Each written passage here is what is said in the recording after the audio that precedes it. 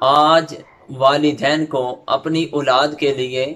کیسی بہو تلاش کرنی چاہیے، لڑکا اگر کسی لڑکی کو پسند کرے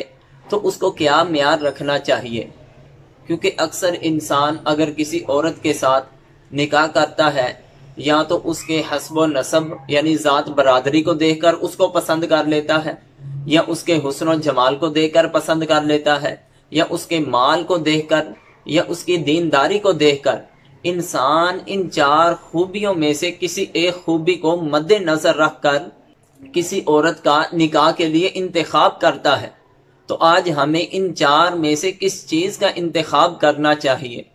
ہمیں اس چیز کا انتخاب کرنا چاہیے جو اللہ کے پیارے محبوب علیہ السلام نے انتخاب فرمایا۔ صحیح بخاری اور مسلم شریف کی حدیث نبوی جس کے راوی حضرت ابو ہریرہ رضی اللہ تعالی عنہ،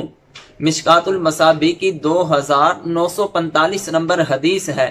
نبی کریم علیہ السلام نے فرمایا کہ عورت کے ساتھ نکاح چار چیزوں کی وجہ سے کیا جاتا ہے۔ لمالہا، اس کی مال و دولت، اس کی پراپرٹی دیکھ کر نکاح کیا جاتا ہے کہ جب اس عورت سے نکاح کریں گے تو ہمیں کتنا مال ملے گا،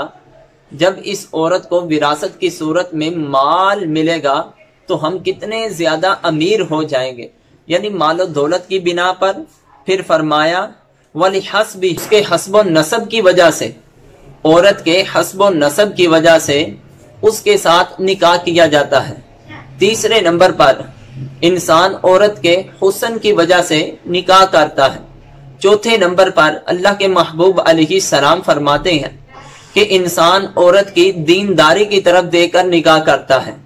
کہ جب یہ چار چیزیں تمہارے سامنے آ جائیں تو ان چار چیزوں میں سے میں اللہ کا محبوب ہو کر تم کو یہ رائے دیتا ہوں، یہ حکم دیتا ہوں کہ جب بھی تم نے اپنے بیٹے کے لیے اس کی بیوی کو، اپنی بہو کو تلاش کرنا ہو، یا کوئی لڑکا کسی لڑکی کا انتخاب کرے تو اس کی دینداری کو دیکھ کر اس کے ساتھ نکاح کرے،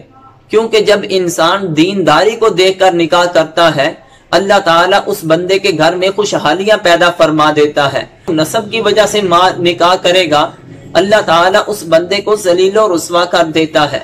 اگر کوئی انسان کسی حسن کی وجہ سے کسی عورت سے نکاح کرتا ہے تو وہ حسن تو ایک بیماری کی مار ہے کہ ایک بیماری آنی ہے تو اس کا حسن بھی ختم ہو جانا ہے۔ اور پھر رہی بات دین کا مسئلہ، دین ایک ایسی چیز ہے کہ جب عورت کو دین کی صورت میں، دین کی بنیاد پر اس کا انتخاب کیا جائے گا تو پھر تمہارے گھر میں بھی خوشحالی آئے گی، تمہارا گھر جنت بن جائے گا، چاہے وہ مالداری میں کمی ہو یا کمی نہ ہو۔ تمہارے حقوق کا خیال رکھ کر دین کی وجہ سے وہ تمہارے ساتھ زندگی گزارے گے، تمہارے گھر میں قرآنی اور ایمانی ماحول پیدا ہو جائے گا۔ جب انسان دین کو مد نظر رکھ کر اپنے نکاح کے لیے اس کا انتخاب کرتا ہے تو اللہ تعالیٰ اس بیوی سے پیدا ہونے والی اولاد کو بھی اللہ تعالیٰ نیک فرماتا ہے۔ کہ دیکھیں کہ سیدنا شیخ عبد القادر جیلانی الحسنی والحسینی رضی اللہ تعالی عنہ، وہ خود ان کے والد محترم کتنے نیک تھے، ایک سیب کی وجہ سے کتنے سال انہوں نے ایک باغ کے اندر مالی بن کر کام کیا، اور پھر وہ جو باغ کا مالک تھا پھر اس کی بیٹی کے ساتھ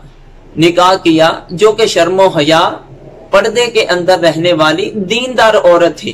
تو جب باپ بھی متقی پرہیزگار ہو، بیوی بھی دیندار ہو تو اللہ تعالیٰ کی ذات اولاد نیک پیدا فرماتی ہے۔